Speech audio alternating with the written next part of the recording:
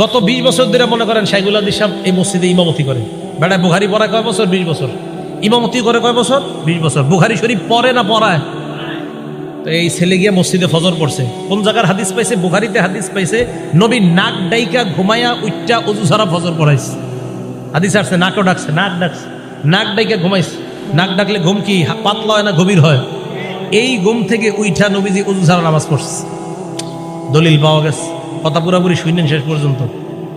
এখন গিয়া ইমাম সাহেব শাইখুল হাদিস সাহেব 20 বছর উনি তারাবি দিয়া নামাজ পড়ায়, আবার বুখারীও পড়ায়।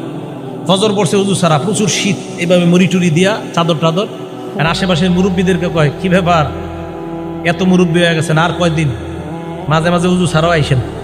মুরব্বীদেরকে বুঝায়, কয় কেন? অজু ছাড়াও মাঝে মাঝে নামাজ হয়ে যায়, আজকে তো আমি অজু করিনি।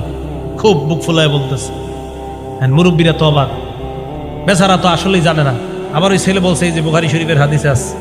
মুরব্বীরা ইমাম সাহেবরা বলছে, হুজুর আপনি বুখারী শরীফ 20 বছর কি পড়াইলেন, এখনো পর্যন্ত এই হাদিস পড়ার নাই যে অজু ছাড়া যে নামাজ হয়। হুজুর তো হ্যাঁ আমি তো এই হাদিস পড়াইছি বাবা। তো আপনি তো একদিন অজু ছাড়া নামাজ পড়াইলেন না। হুজুর হাদিস পড়াইছে, তো আপনি একদিন অজু ছাড়া নামাজ পড়ে আমল করবেন না? এটা এই হাদিস কোন কিতাবের? ভাই কথা বুঝছেন, এই হাদিস বুখারী শরীফের। কয় আপনি একদিন অজু ছাড়া নামাজ পড়াইবে, আমল করবেন না?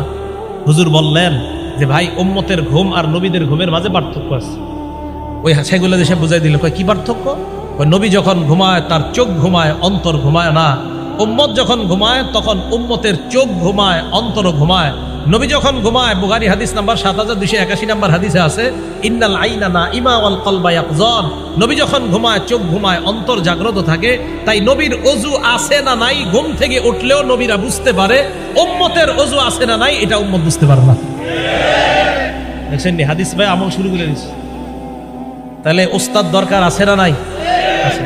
এরপরে আমার একদল বলবে দেখবেন হুজুরে হিংসুক। বুখারী হাদিস দিয়ে দলিল দিলাম কিন্তু তাও বলবে হিংসুক। আরে ভাই হাদিস বললে হিংসুক হয় কিভাবে মানুষ?